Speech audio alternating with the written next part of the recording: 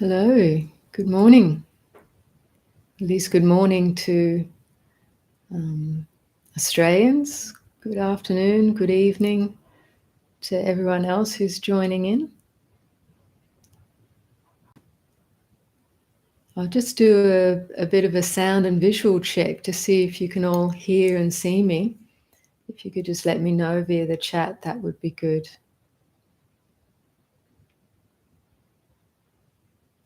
Terrific.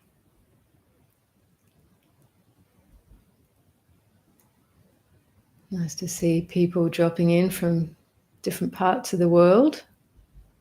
Hi, Niall from Sydney.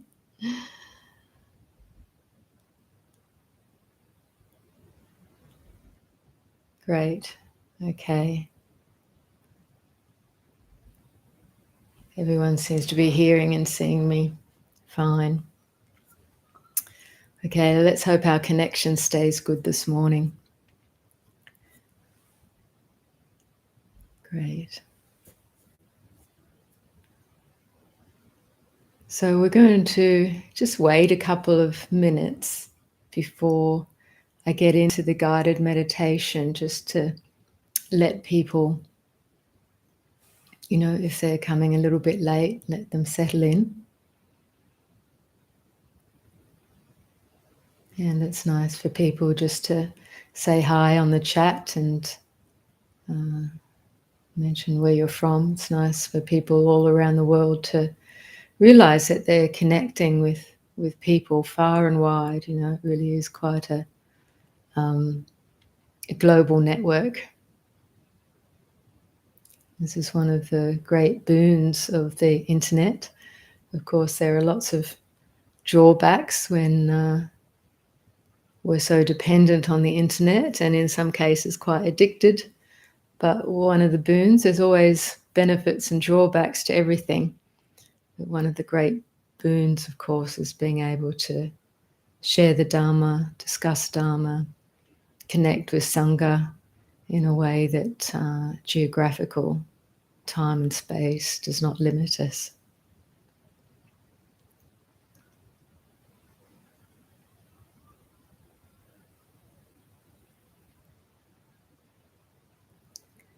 Great. Okay. I might make a start now and let people drop in if they're running a bit late. But for those who are here now, this is a good opportunity to come together in present time awareness, and know that you're connected globally. This is an interesting thing to reflect on, I find, that because we have such a strong sense of spatial distance, a conditioned sense of spatial distance. But when we really think about the fact that this group is connecting in present time across huge spatial distance, we're all connected here and now for a similar purpose. And we're all going to be settling into our individual space initially, connecting with the body, the breath, connecting with our local space, whichever room you might find yourself in right now. But yet at the same time, in awareness and consciousness, we have this other wonderful connection where time, space, location doesn't apply. So just with those few reflections, if you can bring your awareness to your body, we'll start the guided meditation. And whatever feels good for you, you can keep your eyes softly open and just letting your gaze fall in front of you in a soft way, or letting your eyes close gently.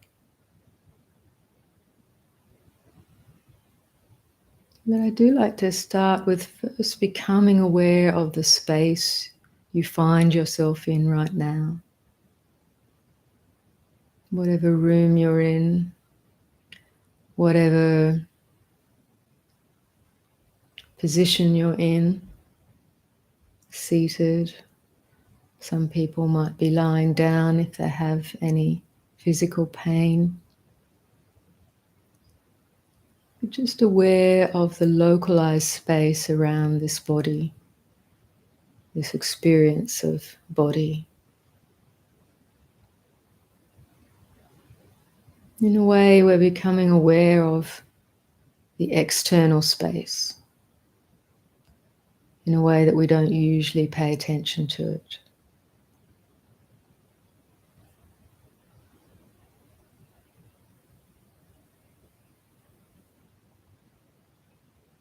And aware of your body's position in space in terms of posture.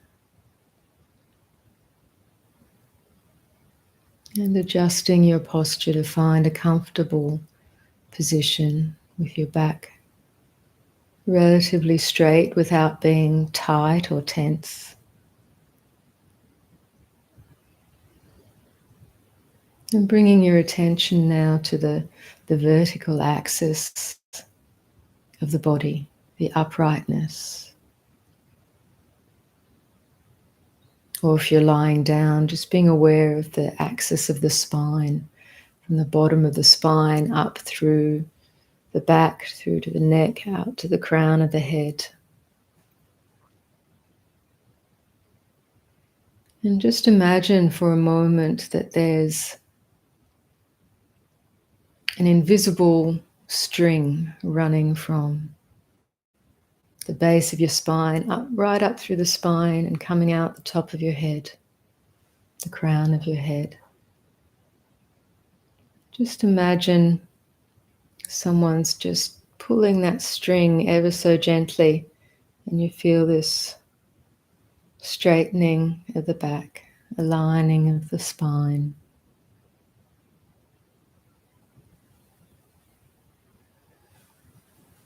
And the chin slightly tucks in a little bit to extend that space through the vertebra at the neck.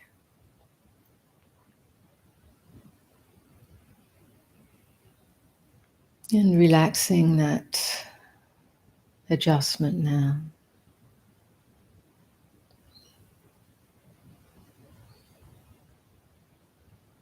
And being aware of the vertical axis through the body,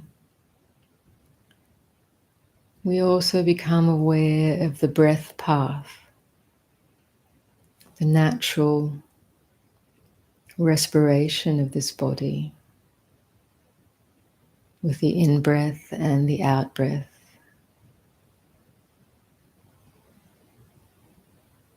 The natural function that is going on all the time. It has been from the moment we were born. But we very rarely notice this. The feelings, the sensations of the in and out breath. So we're going to take this opportunity now to connect with the natural breath.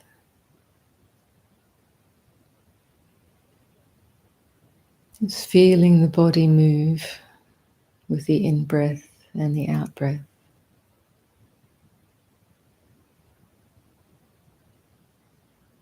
Feel the sensations of the shoulders rising, the chest inflating as we breathe. As we breathe in and the lungs expand.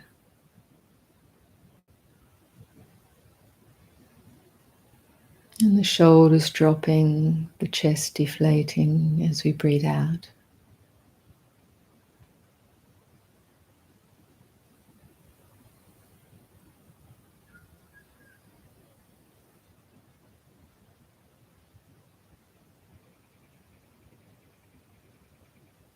And to help us, because we don't notice the breath very much, It's very easy to get our attention to get caught up again in thinking. So I'm going to ask you now to take 3 conscious, deliberate, deep in-breaths and long, slow out-breaths.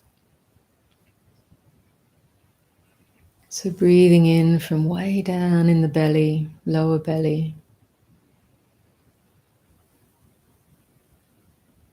And a long, slow out-breath. Aware all the way to the very end of the out-breath.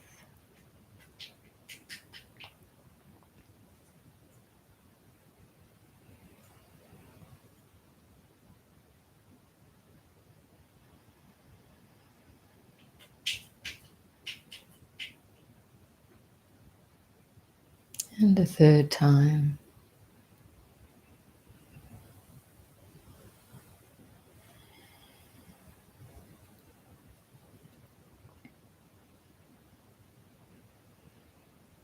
And now relaxing again to let the breath become normal, natural. So we're not forcing the in-breath or the out-breath to be any particular way. Now we want to settle into observing the breath, observing the sensations that occur as we breathe in and breathe out.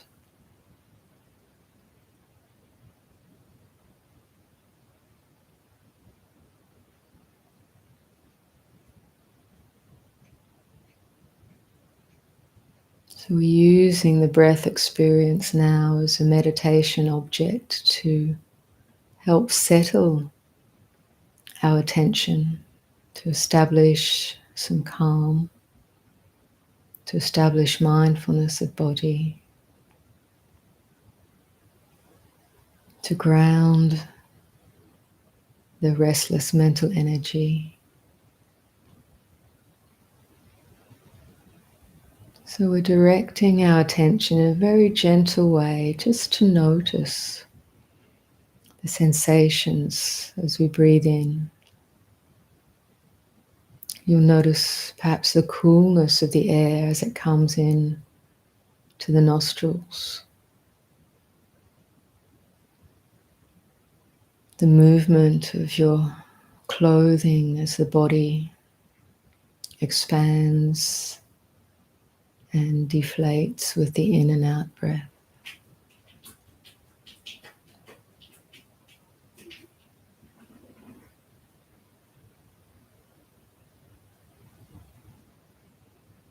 You feel your chest rise and inflate, the lungs expand, the diaphragm expands on the in-breath. And then the contracting or deflating on the out-breath. And the feeling of the warm air being expelled through your nostrils or mouth.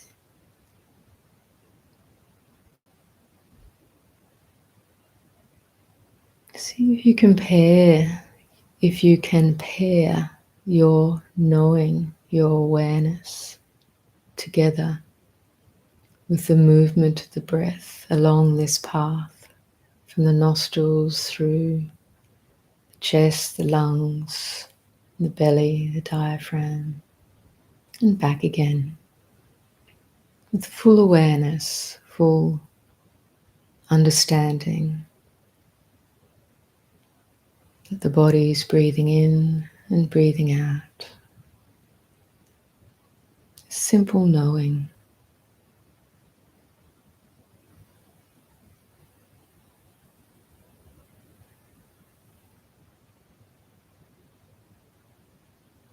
And track the sensations. This will help you to stay with it.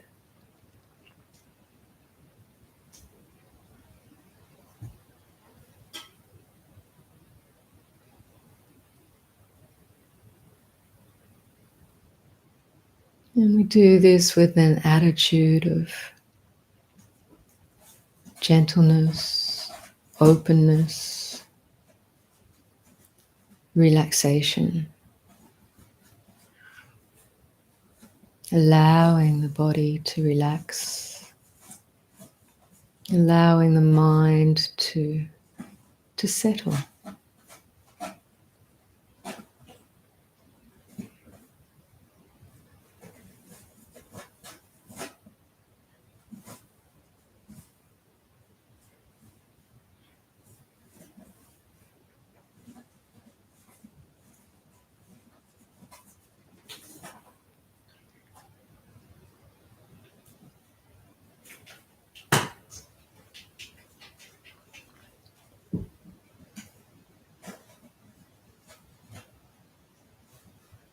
Whatever sounds we hear, just let them be sounds.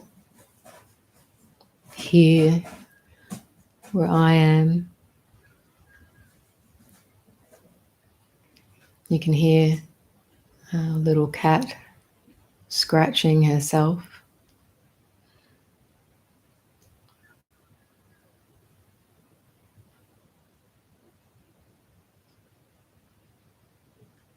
And you may have other sounds occurring where you are.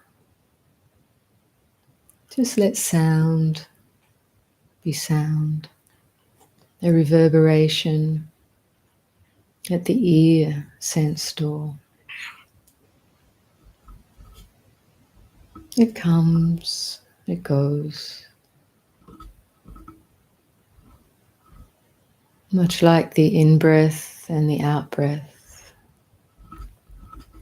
arises and ceases, appears and disappears.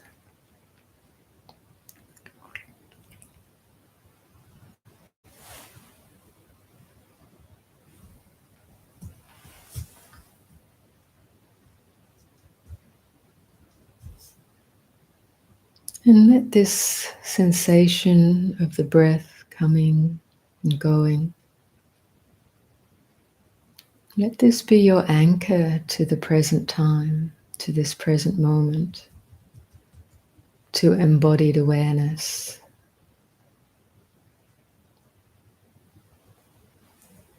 When you're aware of the breath sensation, at that point in time, the mind is no longer thinking, no longer distracted with thoughts of the past or the future,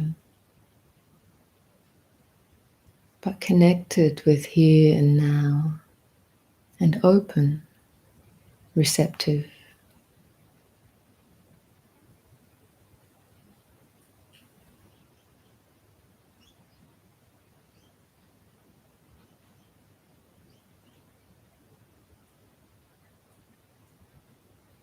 So we're gradually learning to develop a continuity of awareness in present time through using this breath sensation as an anchor, a touchstone.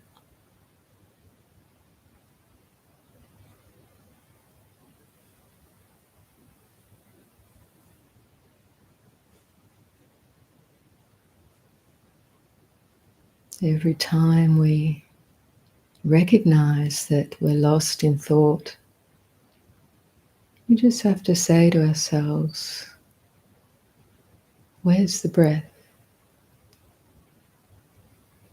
Or just a moment of remembering the breath. There it is. And the thinking immediately disappears, dissolves.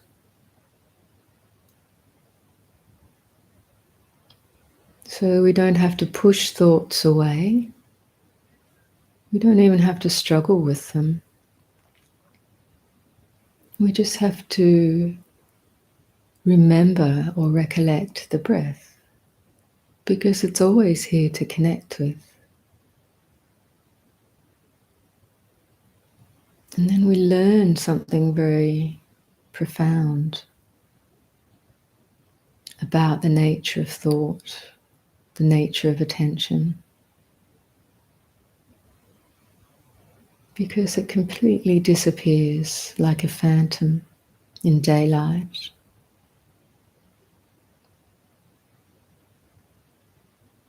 Usually we're so transfixed and enamored by our thoughts, believing them to be real or so important that they reflect reality. But when we practice meditation like this, we can start to see how flimsy they are.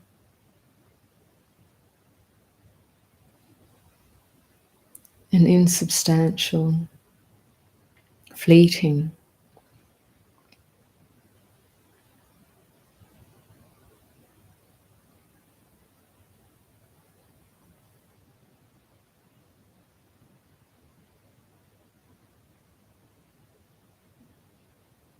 This really helps to dissolve our habitual fixation and to dissolve our attachment to thinking, to help loosen those repetitive streams of thought, of rumination,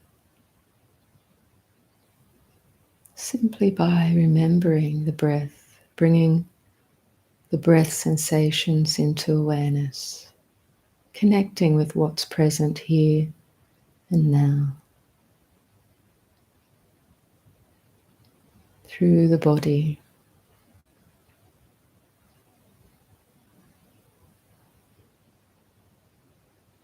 And then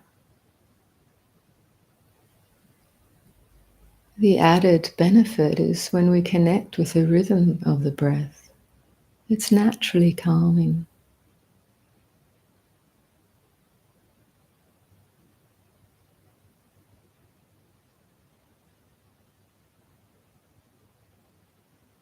It's like watching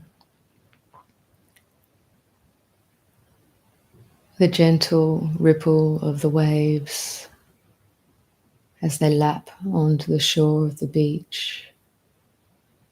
The tidal rhythm, the wave lapping in, lapping out. And we just sit there and watch, enjoying the gentle rhythm.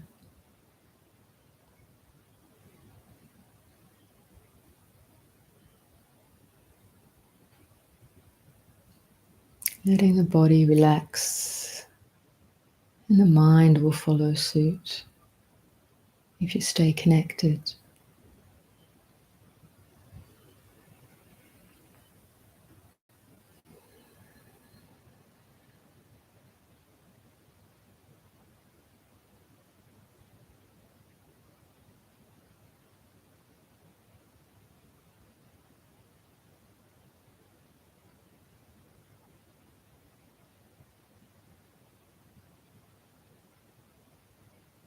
And don't despair if you feel the thoughts are so overwhelming or seemingly continual.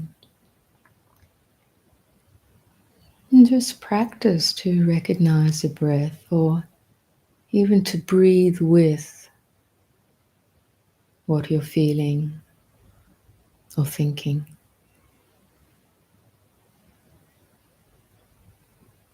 To make the inquiry, can I breathe with this right now? Whatever it is that's captured your attention. Can I breathe together with this right now?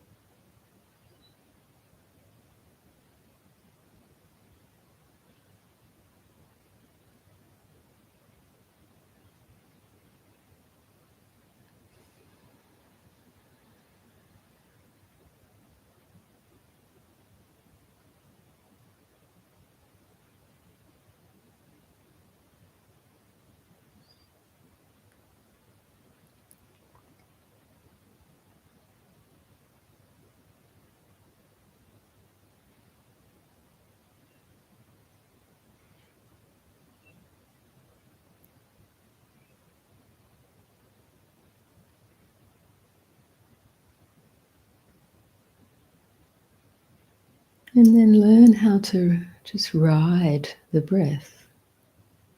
Ride the sensations of the breath with your attention.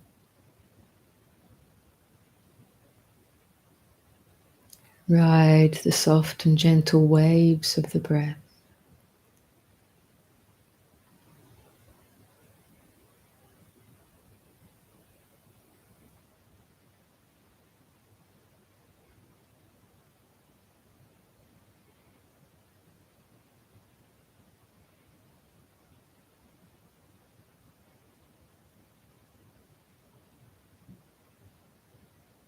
With no agenda but for just being here,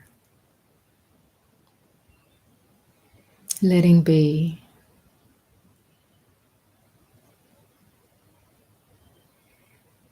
letting go of the world of various distractions, to just let be as you learn to ride the gentle waves of the in and out breath.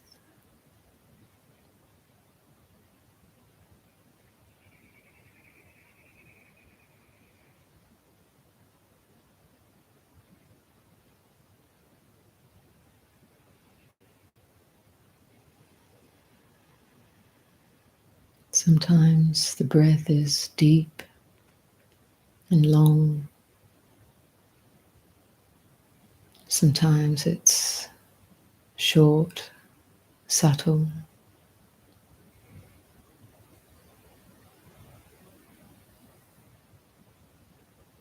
So we just know it just as it is. Each new wave of in-breath and out-breath.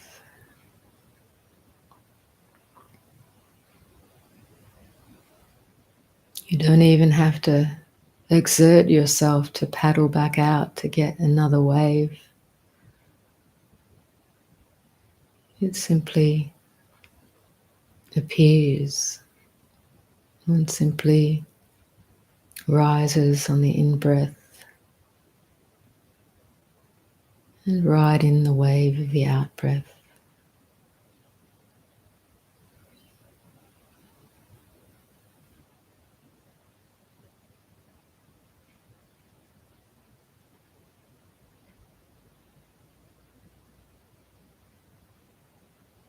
And as the body and mind calm down,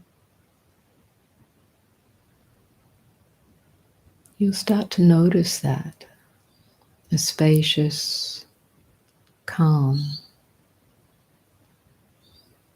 along with the more subtle in-breath and out-breath.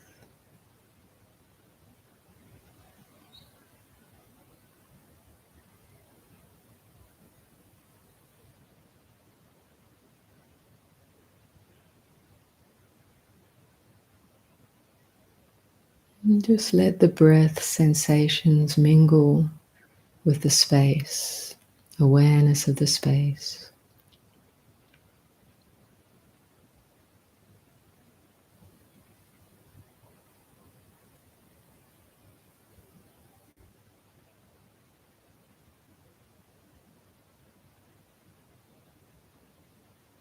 Or awareness of the calm, of the subtle ease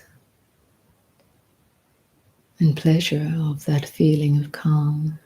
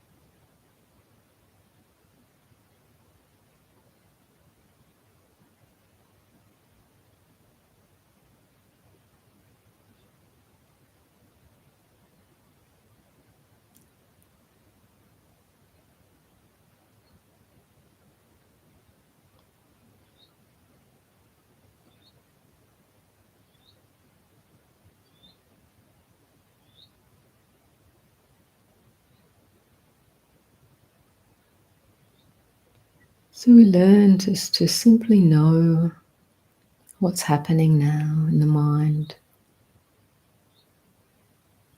along with the sensations of the breath,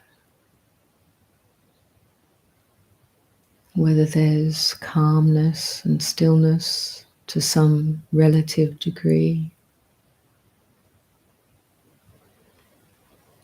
We can also recognize other factors. We can notice when thoughts appear or perceptions, memory or images in the mind appearing, disappearing.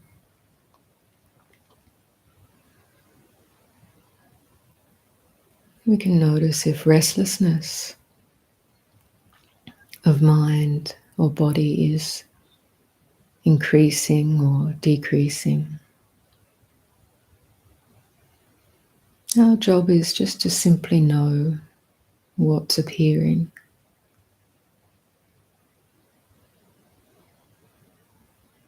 And to continue to use the perception of the breath sensations to help settle the mind, but without force,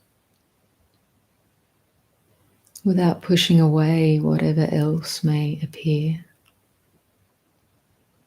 We simply let the natural awake awareness of the mind just know what is. Know what appears in each moment. We recognize when the mind hangs on to certain perceptions, feelings or thoughts. And we can recognize when the mind allows things just to pass through without clinging, without holding, without any push-pull.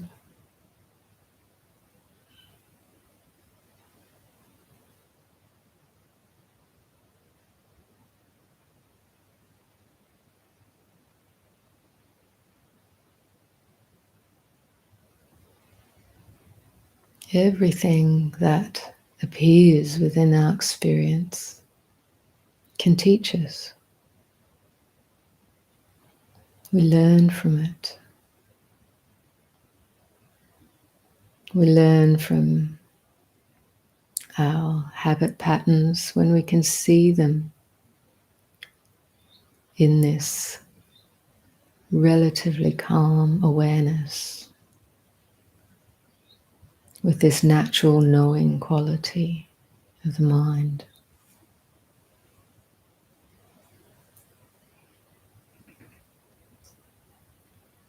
Seeing things just for what they are allows understanding, allows the wisdom factor to ripen.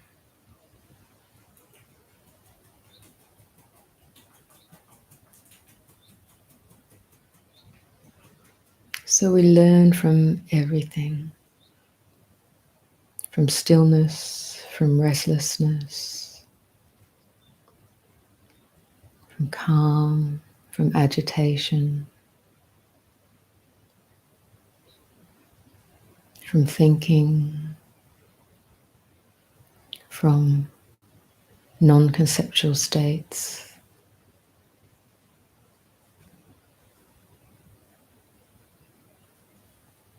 From everything that appears within our sense experience.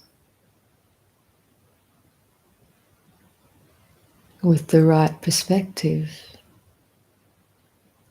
it can teach us, it can reveal something.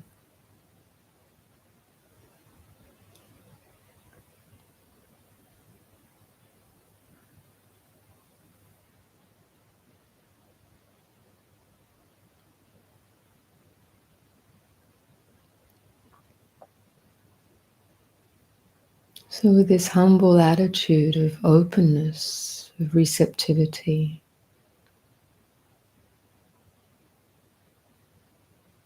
a willingness to learn,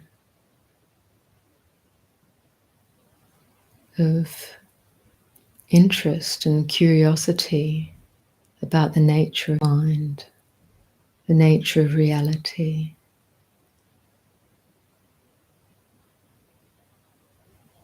All of these things support our practice, support our journey, our path, our life.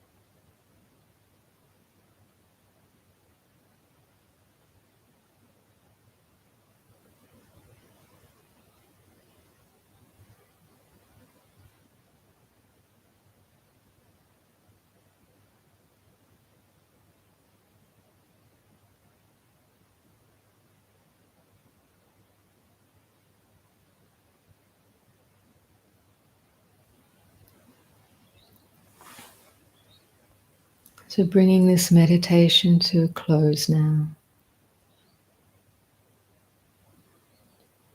Homage to the Buddha, awakened awareness.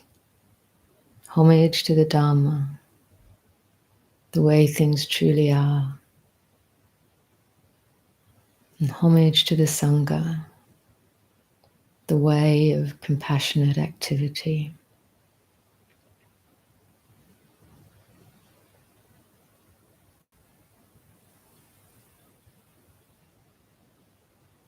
So coming back into this shared space from wherever you find yourself,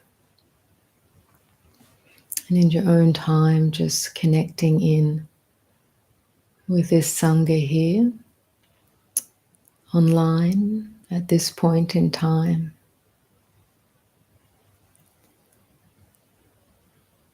So we have an opportunity now to have some questions with some responses from myself, whether it's something to do with the meditation or your experience in meditation, whether now or other times, or any questions about the Dhamma. I'm very happy to be able to respond.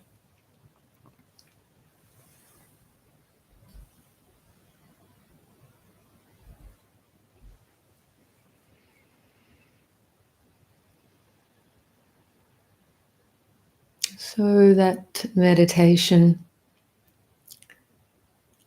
so someone is asking, Shirali, saying, thoughts still come, what to do? You don't have to do anything, thoughts will come. Just to recognize that. So if it might reveal the fact that you have an agenda that you think you need to get to a place where there's no thoughts, or that thoughts stop coming. So that's a subtle agenda that's going to set up an expectation, and you're going to end up struggling with thoughts or the thinking mind. So it's important to recognize this. Thoughts do come and will come. We can't stop them, but we can start to learn how we're relating to them. If we see that the thoughts that come, they also go. Particularly if you use that inquiry, can I breathe with this? You know, as soon as you recognize the mind is caught in a stream of thinking, just, can I breathe with this? Or where is the breath in this moment? So those moments of connecting with the breath interrupt the thought stream. And you can recognize right there that those thoughts cease in that moment. Other thoughts may reappear, but this is our practice. We just keep gently connecting with the breath without the agenda to get rid of thoughts. Thoughts will settle by themselves at some point, depending on many different factors. But ultimately, thoughts aren't really the problem. It's the way we're relating to them.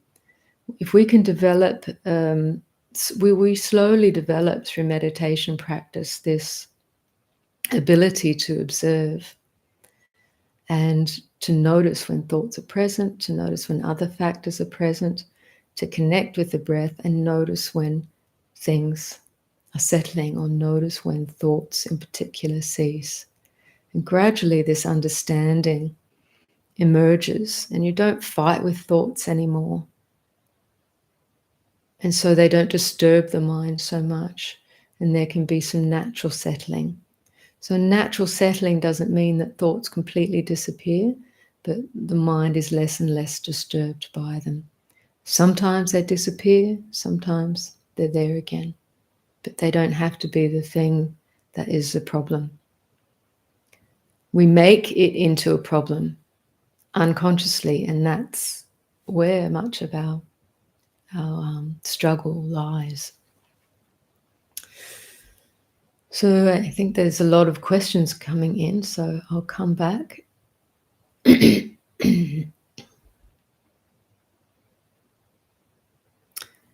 Someone asks, is awareness the only true source of happiness? So that's an interesting question. In one sense, one could say yes. When we recognize inherent awareness, which is already free, this brings a great sense of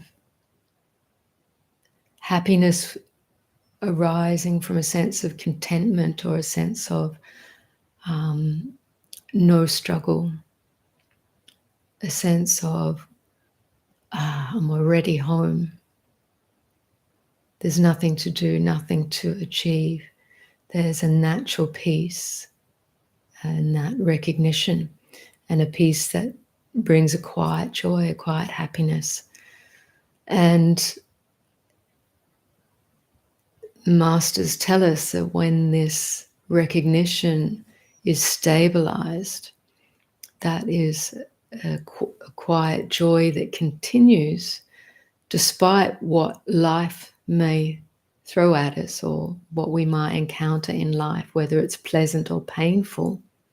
There is still this quiet contentment and joy and happiness within, because the mind now knows the nature of this sense world that oscillates with pleasure and pain, or pleasure and displeasure in terms of feeling tone. And that can be felt without actually being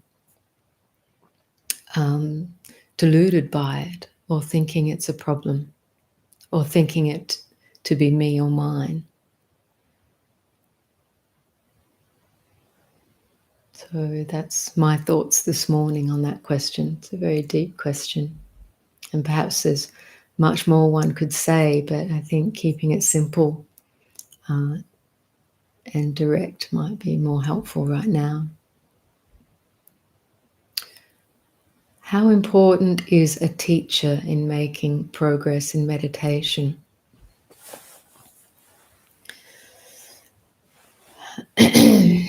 Teachers can be very helpful, obviously, to help direct our inquiry, our attention, our awareness in certain ways, to recognize in particular the characteristics that can elicit or bring forth insight. Now, the Buddha talked about the three characteristics of all conditioned phenomena, of all conditioned existence, being that such things are always impermanent, or they're changeable. There's nothing static about conditioned phenomena, conditioned experience. It's always in a state of flux and flow. So if we find we're expecting things to be permanent, or we're expecting ourselves to arrive at a permanent place with a permanent realization, if you like, then this is something to recognize. The expectation is a projection. It's not actually in line with reality. Insight always occurs through direct apprehension of reality in your own experience, in the present moment. That's why the power of mindfulness, the development of mindfulness in terms of present moment awareness is so important. This is your vehicle. This is our vehicle. Resting in presence, resting in awareness. And noticing that where we might experience suffering as beings, it's usually because we're taking something that is changeable and impermanent to be permanent, or wanting it to be permanent. We're taking something that is intrinsically changeable and unable to stay the same, to create satisfaction that's permanent. We're expecting something like that to give us satisfaction or pleasure, but it changes. It can't.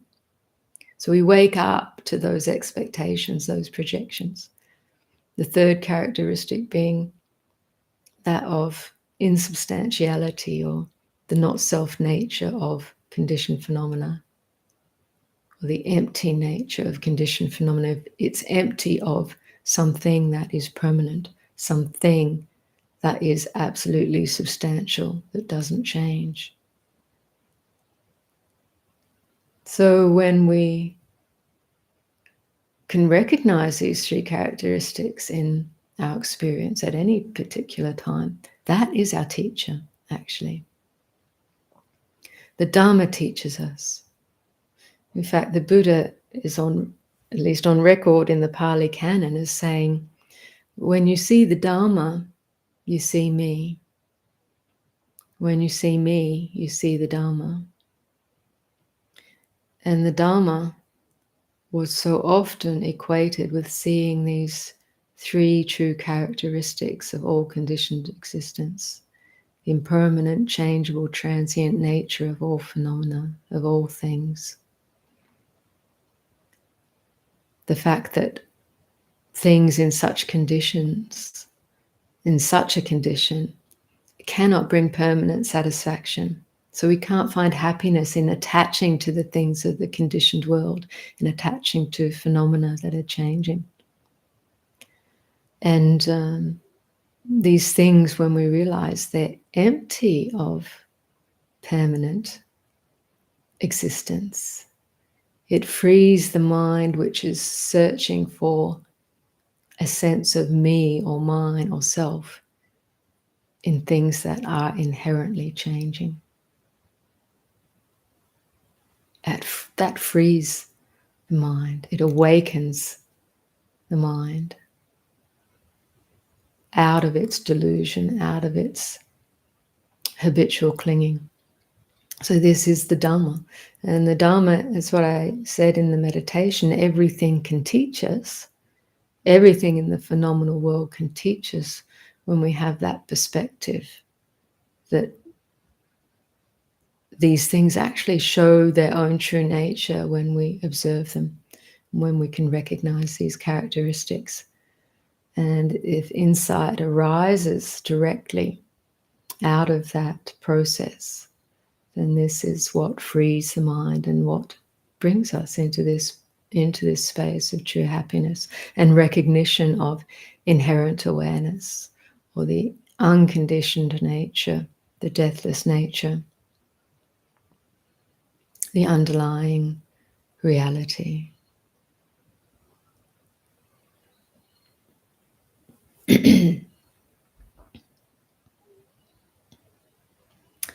So is it natural to feel a physical restlessness when increasing length of meditations?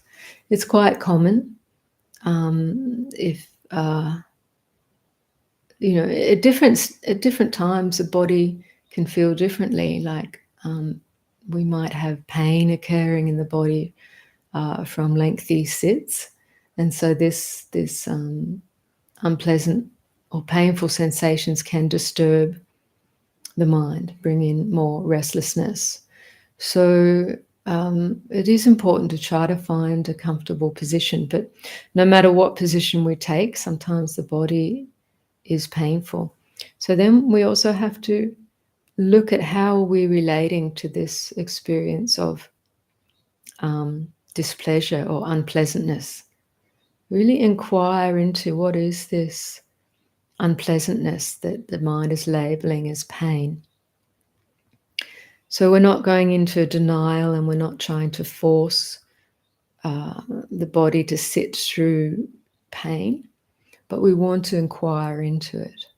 And if we inquire into it, where do I feel that particular pain that we're labeling, that particular sensation that we're labeling pain?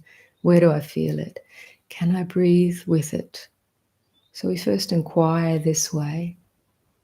And sometimes that inquiry allows things to settle down. The body, we can't often find that painful or otherwise pleasant feeling. Or when we breathe with a certain sensation, sometimes the tension or reactivity or resistance relaxes, and that perception of pain disappears, and then restlessness disappears. The restlessness is really often a resistance to something that is felt. So maybe inquire into that. Now, our body, being a physical organism, it can be restless for all sorts of reasons, and sometimes even the things we ingest, like, stimulants, coffee, chocolate, some other things, preservatives and food additives, can actually create a restlessness in the body, or not having adequate exercise can create an unpleasant restlessness in the body. So we can look into these more organic things and try to support ourselves and our practice by tending with awareness to this bodily condition. But having said that, it will be different every day, every time. If you're trying to force an increasing length of meditation, but the body is getting more and more painful, it's probably not helpful to continue. But you could continue by coming into a standing position and cultivate standing meditation for a while. And this is really powerful. It's really helpful. So you don't have to stop meditating. You can come into a standing position with shoulder width posture, arms by your side, knees gently unlocked, and just connect with the breath and the feeling of standing, centering through your feet, balanced on the floor. And that will help release some of the tension.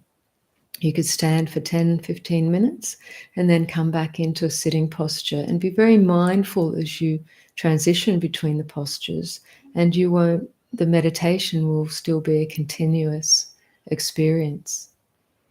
So try that out. It's really, really helpful, standing meditation. The Buddha encouraged us to cultivate meditation in all our postures: sitting, standing, walking, lying down, and anything in between. But the standing, the lying down, and the walking, even in the room where you're meditating, you can walk a few paces very slowly, very mindfully, to allow, some of that restlessness to settle. And it also just increases tremendously mindfulness of body. So when you come back into sitting posture, that mindfulness will be more strong and stable. So try that out.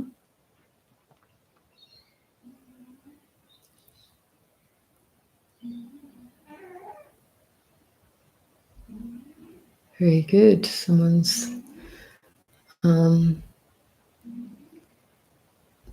appreciating the guided meditations on the Waking Up app.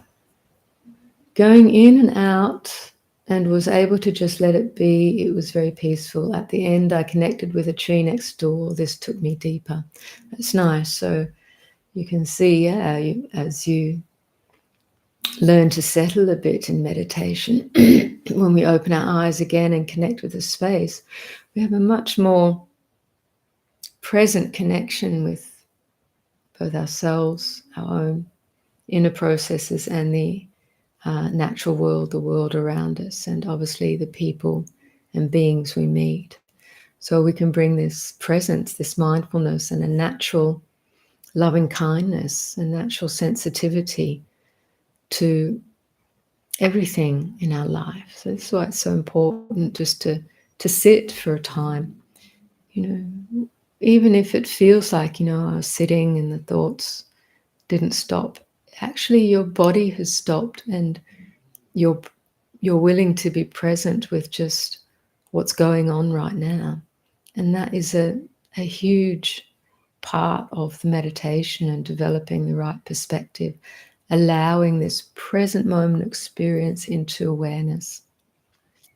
Because our usual habitual way of being in the world, in our daily lives, is we're often thinking about the future in the present and kind of running towards the next thing, the next thing, the next thing. And this keeps us in a sense of disconnect, actually. So the people, the beings we meet, the things we do, we're not always with. And so we actually have this, almost this sense of exhausting our energy and our system because we're not really being present. Being present is where this energy, the energy of this body and mind can rejuvenate itself through this sense of present moment connection, connectedness. But if we're always thinking of the future, where there's this disconnect and a slight push to the future and this sense of motion and movement, so I always feel like we're chasing our tails to some degree. So by just sitting, determining to just sit even for 5 minutes, 10 minutes, preferably longer, you're helping to interrupt that momentum. And the body being still can help the mind recognize the benefits of just being, to also come into a place of natural stilling, despite thoughts coming, going.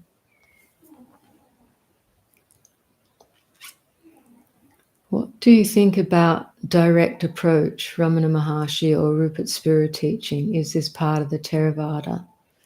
I'm not sure what you mean by necessarily direct approach. They're in capitals, so whether that's referring to a particular technique, but when you mention Ramana Maharshi or Rupa Spira, this is really the Advaita, the non-dual perspective of Advaita tradition. So when we say direct approach, this is just looking directly at the way things are.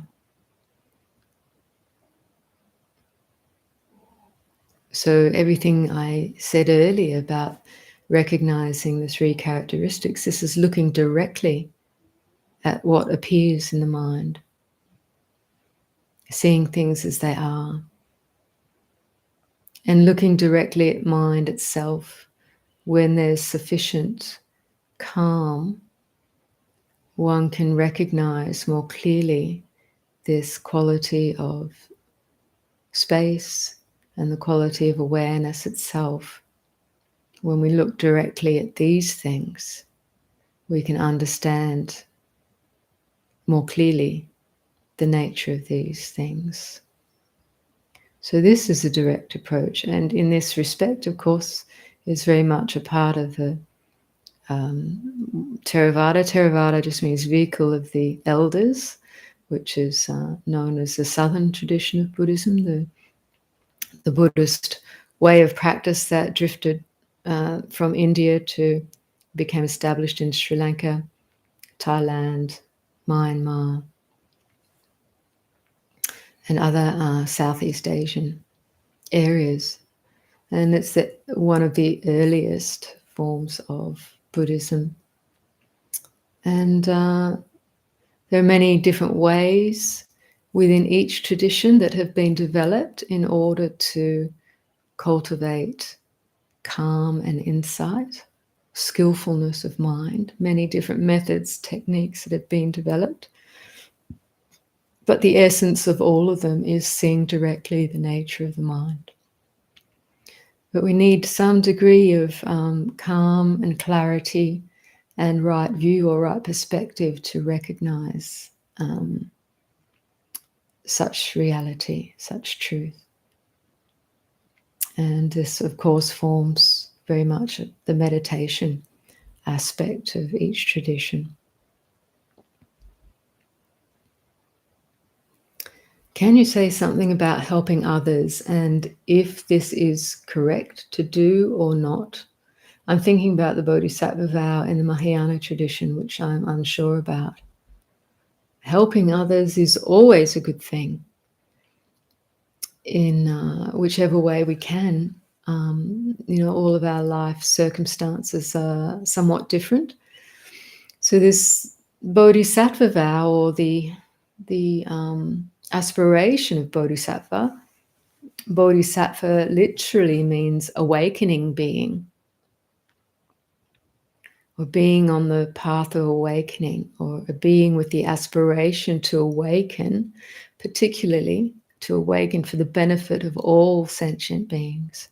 So one's aspiration to awaken, not just for my own benefit, so that I might be free of pain and suffering, but actually to recognize that awakening can bring benefit to all sentient beings, and that we can mobilize our skillful activity in the service of all beings. So as I said, each of us are in a different life circumstance with different capacities. But if we can recollect the power of kindness and of compassion, which really makes up right thought or right intention in the Buddha's path, it sets the mind on a course in each moment that will bring benefit to whoever, whatever you are interacting with, but also your own heart, your own mind. To be able to recognize and let go of or refrain from acting on ill will or cruelty or just selfish desire, getting things only for me, getting what I want at whatever cost. If we keep turning these mental habits, these conditioned patterns around with the thought of kindness and compassion, thinking of all beings, that includes oneself, but it includes everyone and everything within our environment, then we're turning the mind into this fertile ground for bringing benefit to this world, to all beings. And it's the fertile ground for awakening as well. Kindness and compassion, thoughts of kindness and compassion, and the attitudes of kindness and compassion.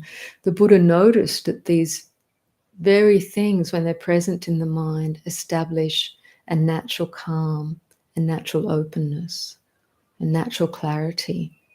So they should be brought in as part of our path cultivation. They support awakening, but simultaneously they bring benefit, which is beautiful, really beautiful in this world. But we have to also recognize when thoughts or attitudes of ill will or anger or aversion or hatred arise in the mind. Not to berate ourselves about them, but to recognize these are unhelpful patterns. They will usually bring contraction and pain to ourselves and to others in some form, particularly if we act on them. So it's important with mindfulness to recognize when they're present. For each of us will have these things arising at different times.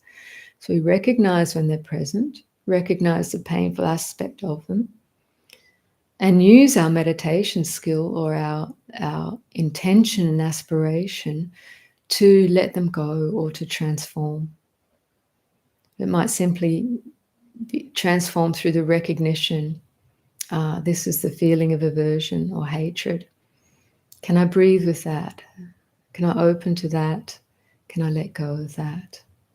Can I replace it with a thought of kindliness or compassion to feel the pain of all sentient beings, that all beings wish to be free from pain, from suffering, from fear, just as we do. So bringing in these recollections can free the mind from those more negative states and bring untold benefit. But in the least, if we can be aware of them and practice acceptance here, to allow them, not to push them away, to allow them to subside, that acceptance in itself is an act of kindness and allows these things to subside. And we discover the underlying peace, the inherent compassion of the heart.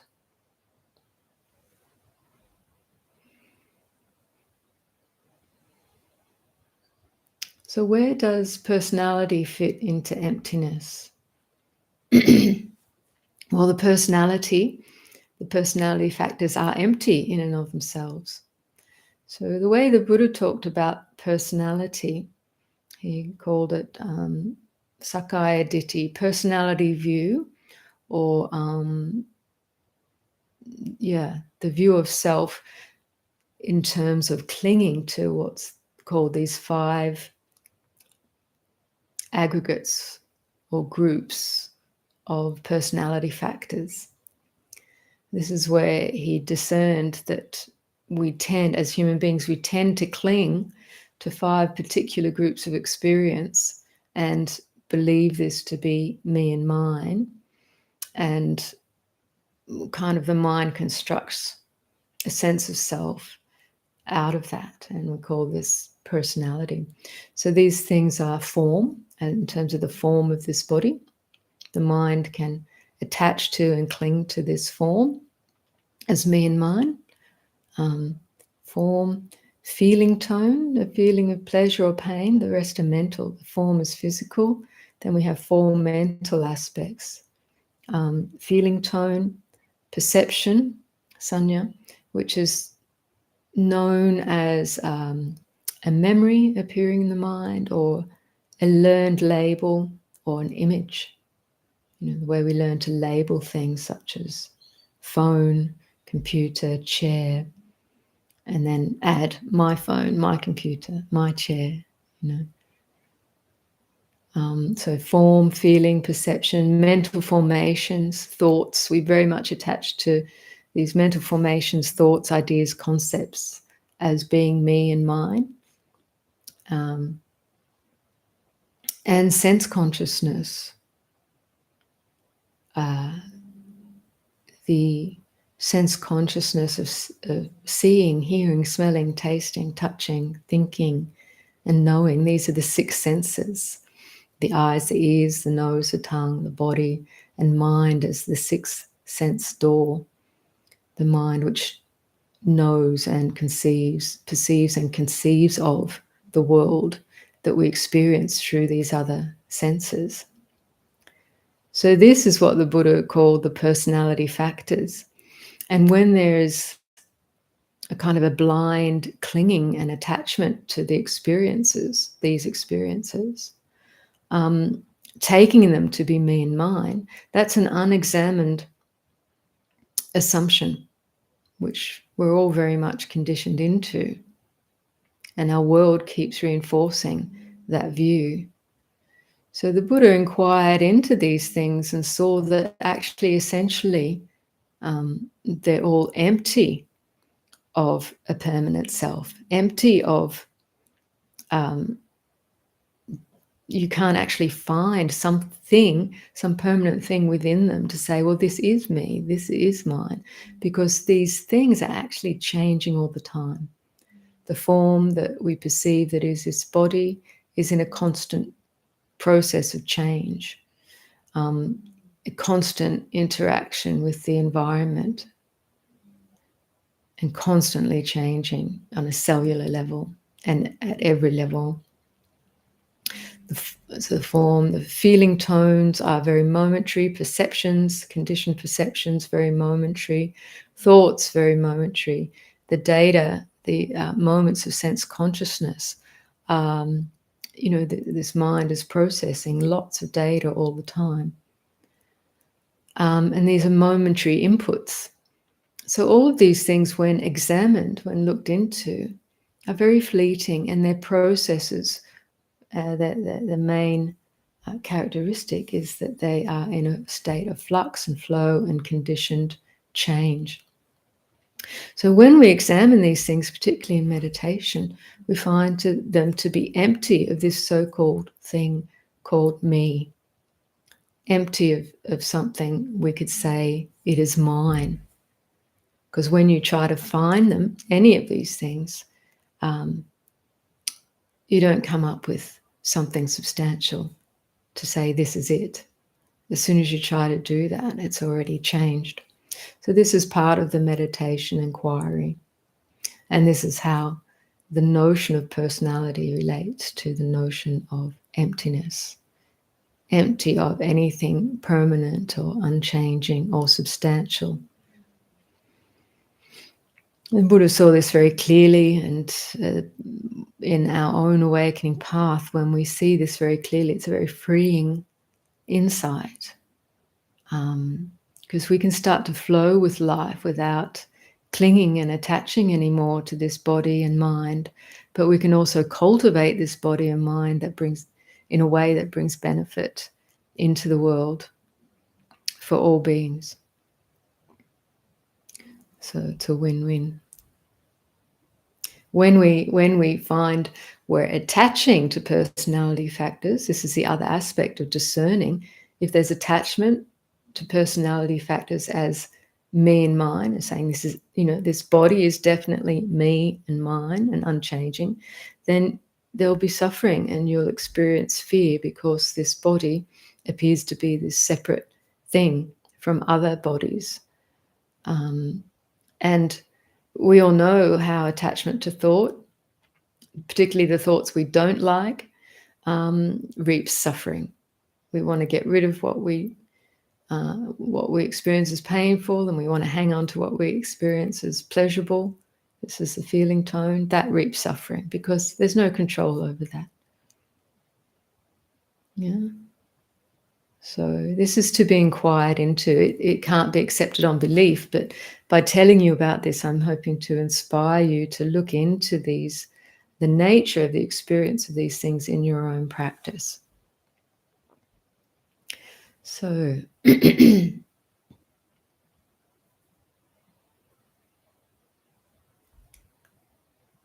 so someone's asking about my daily life or my day-to-day routine.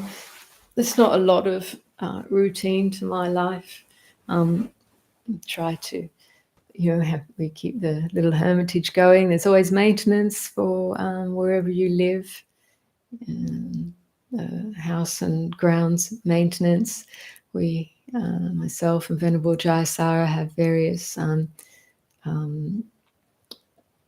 Dharma connections and Dharma service work in terms of making available resources on our website, and for Jayasara, obviously her YouTube channel, responding to people and questions, making meditations, doing teachings externally.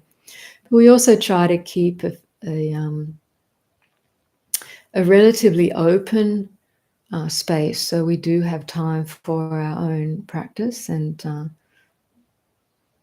walking and exercising in a way to help keep the body healthy. But we're also lucky enough to live in a quiet place, so there's not a lot of responsibility in terms of if you're living in a larger community or a larger institution, there's obviously a lot of things to tend to keep that going. So being on a smaller scale, we can keep things a little more quiet and simple, and that suits our what shall we say, our personality types, if you like. Yes.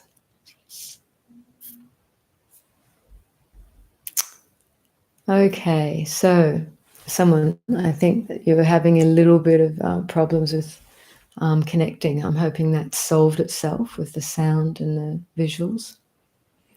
How to work with fear of death, of losing everything.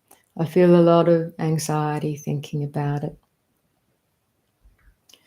So try to reflect fairly regularly that you, not only each of these bodies will die, but everything in the phenomenal world and everything we experience in life is in the same process. Everything that has a beginning, everything that's been born will age and die and change. From the leaves on the trees to every plant, to every animal, every microbe, and in the outer, larger scale of things, the planet, the sun, the galaxy, it all has a lifespan. If we wish it to be otherwise, it's just dukkha, it's just ignorance flying in the face of reality and unnecessary pain. So the more you can accept this reality, the more freedom actually you feel about it and the less fear. So you need to inquire, really look around, look at everything in terms of birth and death, beginning and ending. Everything that appears in the mind has a birth and a death, a beginning and an ending. That's just the nature of this world. It was never any other way. It's only our delusion, our illusion, that thinks it should be some other way. The delusion of our societies keep reinforcing that, there's something terribly wrong with sickness and aging and death. It's always been that way. It always will be that way. It's never been any other way. There can be no life without change and death. If there were no death, there would be no life. There would be nothing. So we have to really seriously inquire into this. And as you do this externally, you'll probably start to notice internally that your own fear will lessen, even without inquiring into the death of this very form. If you just look into things externally in this way, you'll already start to notice your fear lessen. The fear that we feel within our own hearts at times when we think of the ending of this being, that fear is coming from that belief, what we were talking earlier, the belief in those 5 factors, personality factors. We believe them to be me and mine. So then you bring the inquiry inwards and you really look at what is this form made of, this physical form. It's been built up from food and water and fluids, from the air we breathe, from the earth element, the fire element, the water element, the air element.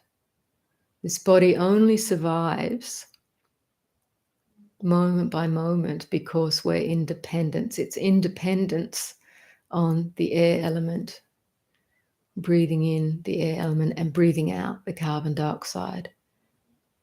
This internal, external exchange. So the breath we breathe in, is it mine when it's in the body and not mine when it's breathed out? The food we take in, what did you have for breakfast? When we see it on the table, see the fruit in the bowl, we just see that as fruit. We don't necessarily see it as me and mine. We might consider it mine, but we don't see it as me or myself, do we? But you eat that banana. Now it's in the body being digested. Do you consider it me? If you think of the banana, you don't think it's me, but it's in the body. It's been converted into your very cells and the things that create this body. So really this body is just made up of everything that it feeds on. It's not really me and mine. We're just so used to considering it me and mine. And it's true, the senses of this body, the sensations are all experienced in this form. And we have this sense of the subject as being the kind of central receiver or the central controller of the data input and output. But when we really inquire into that, the incoming data of the senses, it's also changing rapidly, appearing, disappearing. It arises seemingly from nothing, out of nowhere, stays for a short time and disappears, just as the clouds arise out of the sky, the empty space of the sky, float around for a time and somehow disappear and disperse into the empty space of the sky. So these very 5 personality factors need to be investigated in your meditative experience, or even just in your contemplation. Try to find the me and mine that really is, that you think is at the center of those things. Inquire into it. Soon you'll see the fear lessen. Or you can look directly into the fear and ask yourself, where is this fear? Where do I feel it in the body? Maybe your chest feels tight. Maybe the heart's pumping stronger. Maybe the stomach feels tight, the throat, wherever you feel it. And use that inquiry. Can I breathe with this right now? Just in this moment.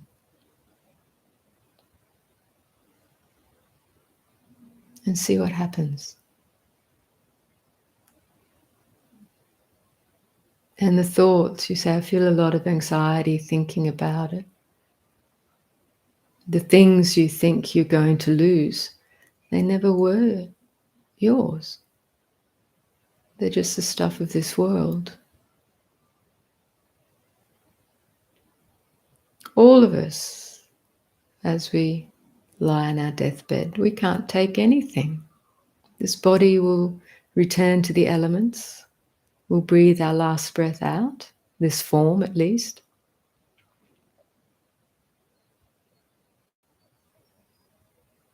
And everything will continue in this stream of change. Try to think of approaching death as a new adventure. It's the unknown. For us right now, it's the unknown. So just the unknown itself can bring up a lot of fear, because we're so conditioned into feeling security with a sense of conceptual knowing, through our studies or planning our day or our future. But actually there is no security in that. We only make ourselves believe there is, because things change all the time. Things never turn out as we necessarily plan. Death can come at any moment. Sickness can come at any moment. That's the nature of the realm we're in. So the more we familiarize ourselves with that, make friends with that, the fear will lessen. Make friends with the feeling of not knowing and being okay with that. It actually starts to open the mind to the mystery and the magic, to the very essence of awareness itself. So trust in learning to open This is one way of practice, learning to open to not knowing. Not knowing means not needing to conceptually know, not needing to fix things through concept or hang on to ideas, but open the mind to just being open, listening, receptive, and learning from that, letting that come in. That will inform you tremendously, and that will bring you a lot of peace, a lot of comfort with intuitive knowing. So I hope that helps, Seb. So we're coming up to a time where we need to finish. I'll just have a look at some of these other questions.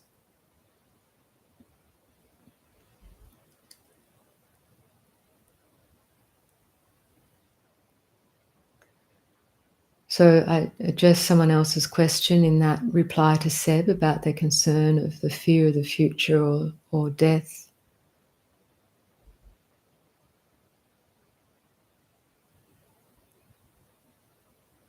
Okay, so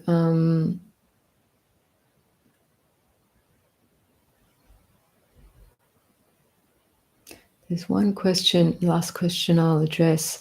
How can I have compassion for people that behave in a harmful way? For me, aversion or anger comes up in these kind of relationships. Yeah, well, I may have already addressed some of that in the earlier responses. And, you know, this is a challenge for all of us, compassion for people that behave in a harmful way. We need to recognize that people behave in harmful ways out of ignorance and also out of their own reactive hatred and anger. So when we have hatred and anger arising, we equally have to see, if I were to act out of this or to hang on to these, this would bring more harm into the world. So yes, those thoughts are going to arise, so from time to time. So recognize this as an aspect of the mind that is influenced by greed, hatred, and delusion. Greed, hatred, and ignorance. So these things are affecting all of us until we're fully awakened, fully enlightened. So we have to learn to recognize them and know that, yes, these things that can arise in my heart arise in other people's hearts.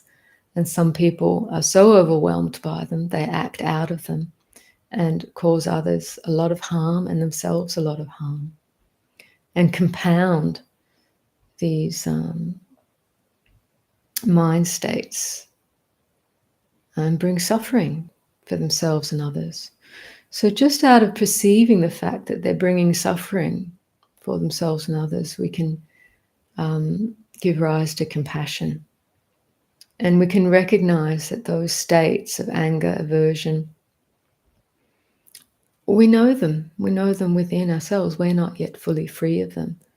So we can also have compassion for ourselves and all beings who are afflicted with these states. That's not to remove a sense that beings should be held responsible for their harmful actions, but to have compassion for the ignorance, the heart that is bound by ignorance and acts out of ignorance with these mind states.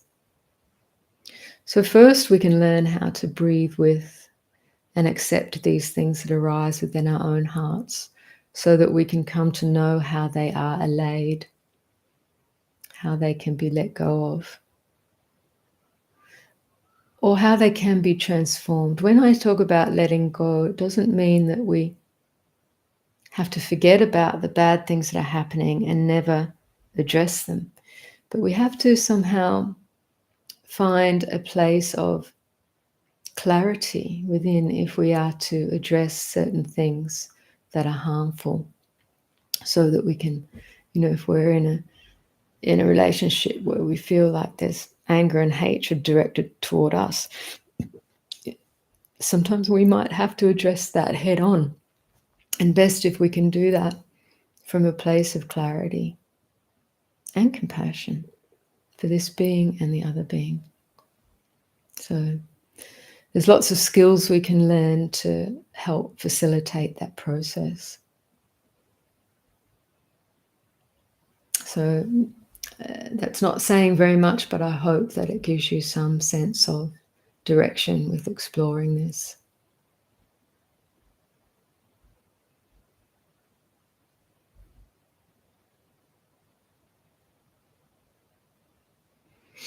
Okay, so there's a few other questions that have come in,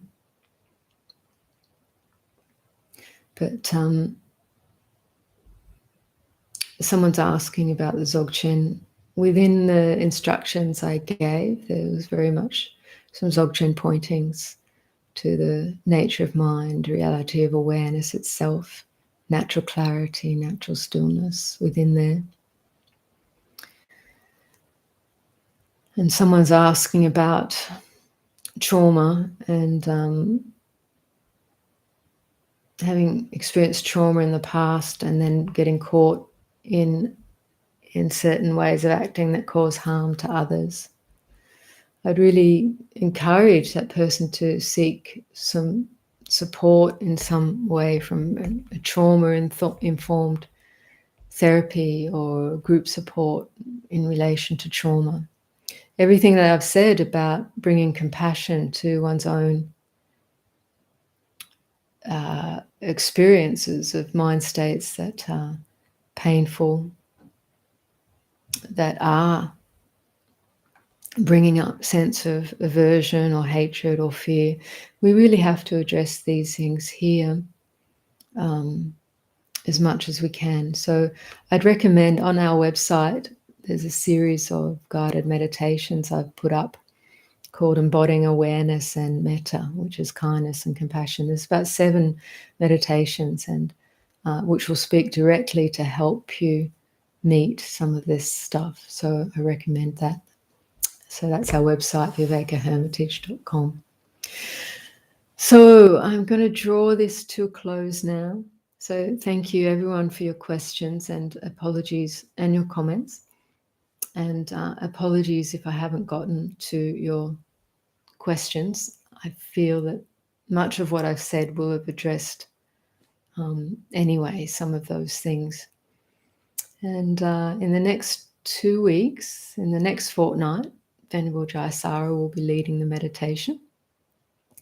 And in the meantime, it's been lovely to be with you over this time. And if you want to replay this session, it's always available as the other sessions are in under the live tab on the Wisdom of the Masters YouTube channel. So you can always review and do these meditations again.